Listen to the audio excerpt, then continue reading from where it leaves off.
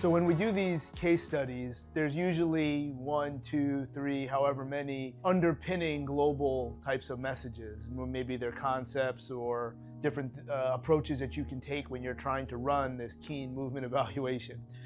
I don't know that we have that here specifically because this is a patient, a client that I have seen a couple times. We've knocked some of the pins down. It's a very interesting game of bowling where some of the pins seem to return, but not exactly in the same pattern. So maybe some of the things that we could take out of this is that if you are going to be grabbing for straws, you better hold on really tight. And really what I'm trying to say is you got to run the plan. And in this case, because this is an extremely accomplished golfer with an enormous amount of physics at his avail, he's about 6'3 plus, about 240, hits the ball very, very far. I have to believe, especially since I'm not aware of it and he has not shared or executed this, really trying to understand what he's actually doing in the golf swing. And that can be something that you see in a lot of different places. Just substitute the word of your activity for golf, where you might have something that's much less complicated than what we see here, and you're nailing it. And they get out of, they're really under great control, but then they return to a more complex activity, and all of a sudden they're kind of back where they started, where maybe some things are improved, other things are back, et cetera, et cetera. And it's really the technical skill that has a degree of efficiency or inefficiency that's kind of bringing us back and really outrunning any of the general adaptations we're making in terms of mobility and stability, and the motor skill that they're using is not really being affected. So we're definitely missing something here. So let's see where we're at. This is all written while I was working with the patient, both in what they say and what they do. We'll talk a little bit about the truth and where I'm going to suggest that imaging could be of value. But we started up here first and we just made a list, okay, like what are the major things that are complaints? What hurts? What don't you like? So we started with pain around the belt. A lot of people will say back pain. I say touch on the back of me or show me on yourself. And usually it's kind of at that L5, S1, it usually extends out. And that may or may not be only L5, S1. So when I say belt and it's on the right side, that's where he's complaining of pain. We should often start to hedge some of our thoughts, at least, towards something where we're extending more at L5, S1, or the timing of the extension is before we see hip extension. We'll get there. Okay, number 2, lateral hip. Smiley face is if it does what you want it to do and it feels good. Medium face is that if it doesn't do what you want it to do, but it doesn't hurt. And then a sad face, doesn't matter how you do it. And that's more for how I'm communicating to the patient. I'm trying to take them away from hard medical terms. And when you look at faces, it's somewhat disarming for most people. I certainly won't suggest that it's all. But we've got a sad face there on the lateral hip. Same thing, this is all on the right side. Something that we have not seen before with this patient was what he is describing as groin pain, also on the right. He feels snapping and popping. That should give us some hedges. What do we know about snapping and popping? Certainly, if you subscribe to such a thing, the snapping hip, whether that's the psoas or not, but clearly the labrum, the psoas, this anterior hip structure is something that we should start to think, okay, what could this be? Maybe that's one of the global values here. When you don't know what it is, you have to think of what it could be. And that's actually on my mind from another patient that maybe we'll film during the same filming group. Maybe I'll wear a different shirt. Please ignore this because we're not there yet. But the big thing that this patient encompassed those symptoms as it relates to golf is that as he goes from an anterior tilt into neutral, into that posterior tilt that you would see at impact or when there are any ground reaction forces in other types of sports, that's where he has the most pain.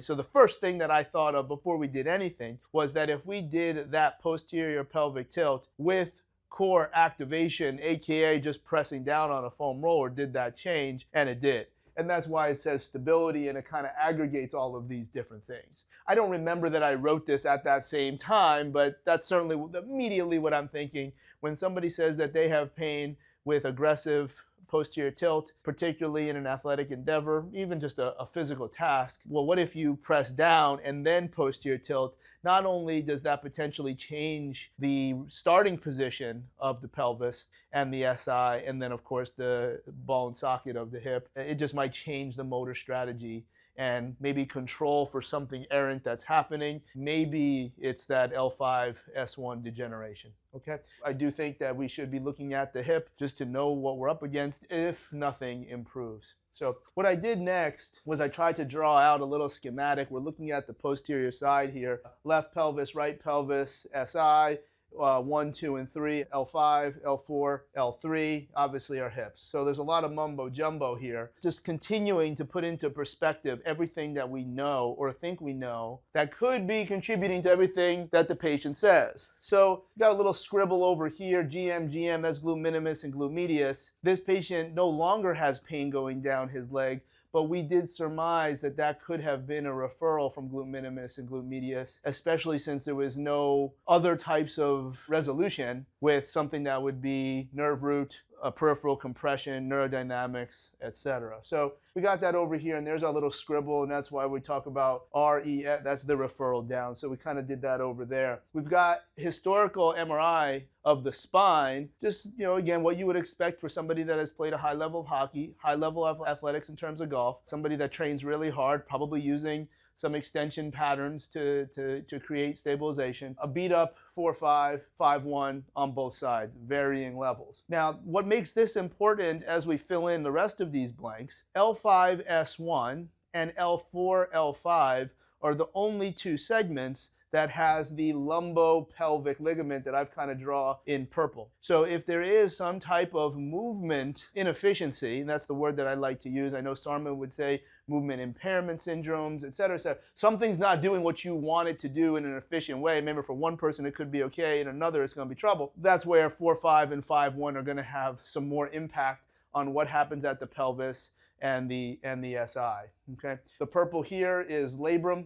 Okay, so when we talk about the groin, I kind of scribbled out part of the labrum to illustrate a potential lesion there. Now, he originally no longer, because we drew this part after we did some of our physical exam, we'll get there, used to have some limitations in internal rotation. Right-handed golfer, you might expect that on that front side, the left side, but he doesn't have it anymore. So there's our unhappy, painful limitation of hip internal rotation. It's not there anymore. But when we saw him originally, when you see lots of scribbles here, automatically when someone has a loss of hip internal rotation and has some of these things, I'm going to try to run a plan that doesn't cost me much time and can create some very, very useful resolution, where, at least in what I see, is that when there is a loss of internal rotation, ipsilateral lesser arm of the SI joint, which is the SI joint component that's at S1. So that's that little scribble here. That was a part of what we did before. And that was probably more important as a concept there. So when you see hip internal rotation loss, you look at the SI, and you'll probably